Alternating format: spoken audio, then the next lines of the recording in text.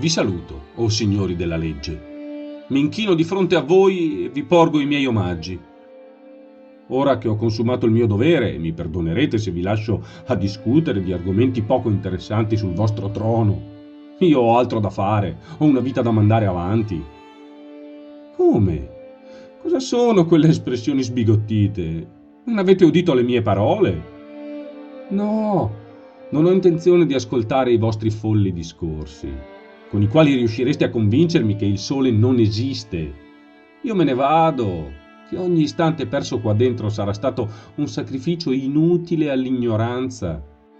Sì, all'ignoranza, perché oggigiorno il buon senso è divenuto così debole che si deve nascondere tra i topi delle fogne per non essere catturato dai carcerieri dell'opportunismo, o del menefreghismo, o del denaro.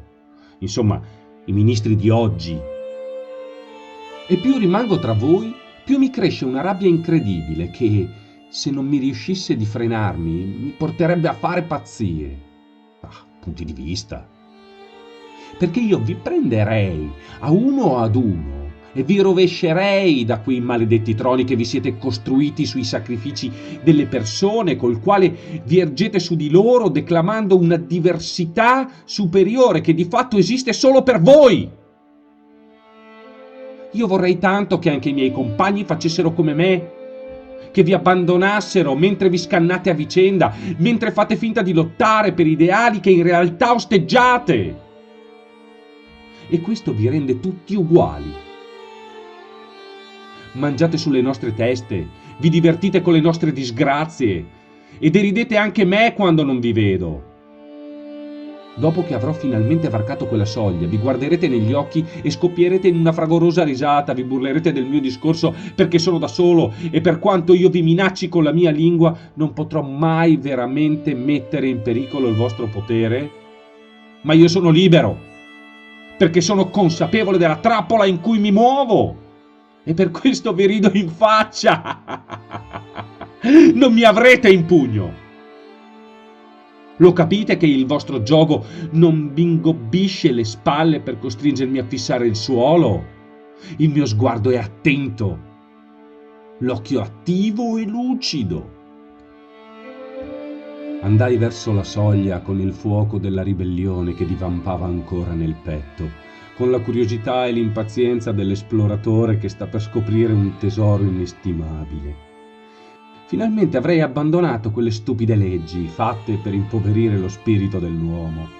Avevo detto addio alla schiavitù. Giunsi alla soglia mentre alle mie spalle si faceva ogni tipo di commento e ne sorrisi.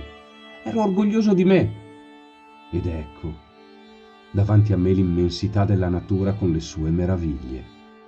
Uno spettacolo troppo bello per riuscire ad essere descritto. Vidi gli animali, i fiori, il vento tra gli alberi. Rimasi lì a godere di quello spettacolo per una decina di minuti. Poi, mestamente mi voltai e mi misi a sedere, in un angolo della sala, sotto lo sguardo altezzoso e trionfante di quelle persone. Perché sei tornato indietro? Perché ho guardato oltre alla soglia. E cosa hai visto? Uccelli, torrenti e cos'altro? La mia solitudine.